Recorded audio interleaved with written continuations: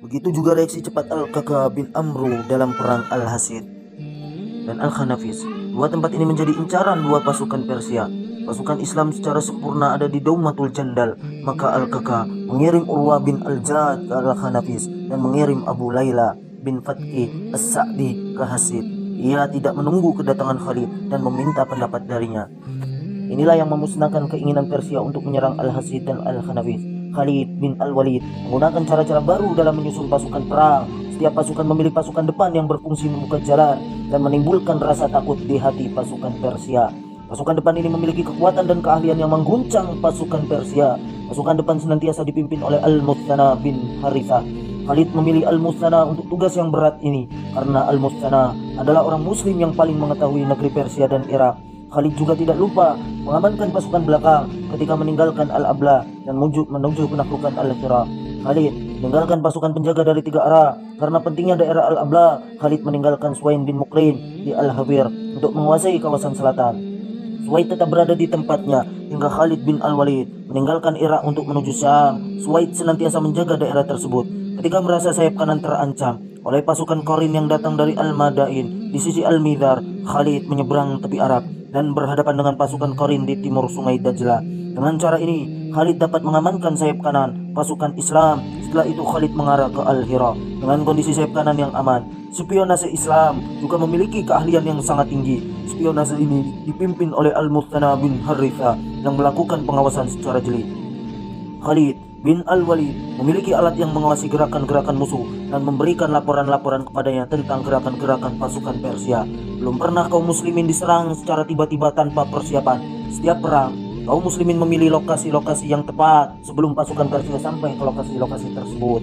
Khalid juga mengikuti perkembangan yang ada di dalam istana kerajaan Persia. Hal ini ia lakukan melalui sebagai orang Persia yang memeluk Islam sejak pertama kali peperangan dengan Persia. Karena kecerdasan Khalid dan Al-Muthana serta kebijaksanaan dan baiknya kepemimpinan, mereka berdua mengirim orang-orang Persia yang telah menjadi muslim tersebut ke Persia, sementara mereka menyembunyikan keislamannya.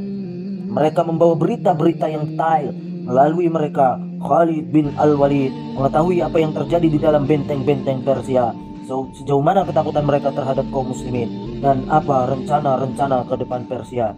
Di antara bukti kemampuan yang tinggi spionase Islam dan kejeliannya dalam perang-perang Persia adalah penangkapan terhadap Uqaidar bin Abdul Malik.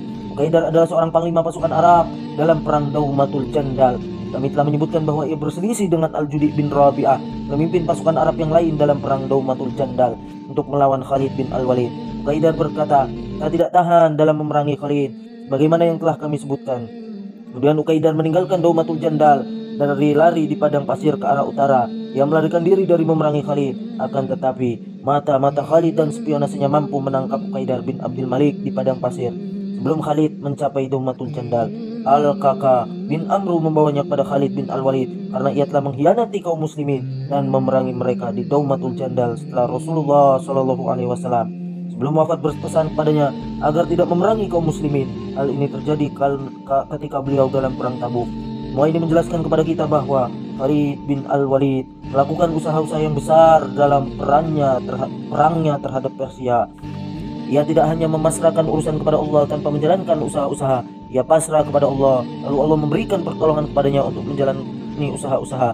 Dengan cara itu, ia menjadi pemenang dalam perang-perangnya dan terwujudlah sabda Rasulullah SAW bahwa ia adalah pedang Allah yang terhunus.